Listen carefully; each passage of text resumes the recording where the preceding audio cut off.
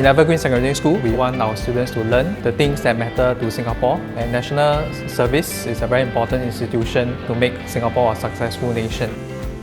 The message that we send to the NSmen is that when they are away to serve the nation, they are not alone in this endeavour. The organisation is with them, the school, the staff, the students are with them. I joined the school in 2016, and since then I've served 6 in-camp trainings.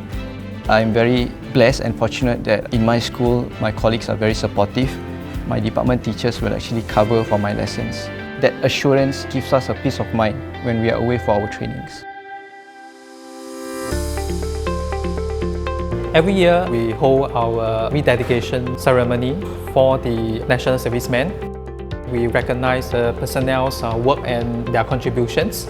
And on this day, every single one of them would don their uniform proudly and they will go into their classes to teach so that students would recognize that this is not just my teacher, this is also a very important person in their respective NS vocation. In doing so, I think the whole community would encourage them, would make them feel that we are all in this together.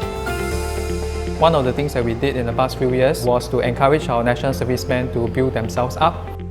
In the school, we have a very well-furbished gym to encourage our National Servicemen to keep fit as they do their very important work in school. For the last 3 ICTs, my wife has been the bedrock of my ICT journeys. Afif is very determined and passionate in what he does. So there's a lot of switches that he needs to make when he is an educator and then he needs to go and report for reservists. So I try to support him emotionally as well as mentally.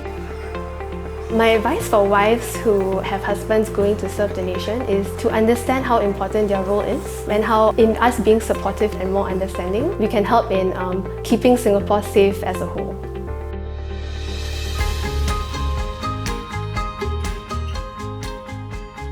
I strongly believe that national service is really an all-round team effort. Apart from having very dedicated NSmen, it's very important to have very strong pillars of support like the employers as well as the family members. Last year, I was called up to participate in the overseas exercise in South Africa for the Air Force. I was a little bit concerned because it was during a very critical period where we are closing off our current financial year. We knew that there would impact to the business and therefore we started planning in advance. I must give credit to Wei Yong for building a strong team who was independent. Carol, I'm very appreciative and very grateful for your support throughout this entire time for my ICT as well as this particular overseas exercise. Never once did you actually ask for me to be deferred for my responsibilities, and with that kind of support really allowed me to focus very well for this ICT. So thank you so much for that. I'm very honoured to be recognised and I'm also very proud to be able to play my part to support the national service. I want to thank all the NSmen, past and present, for their dedicated service to keep Singapore safe. Last year, there was a request from my unit to be a FAST member, Forward Assurance and Support Team, to be stationed at the migrant workers' dormitory. My duty there was to maintain the peace and order.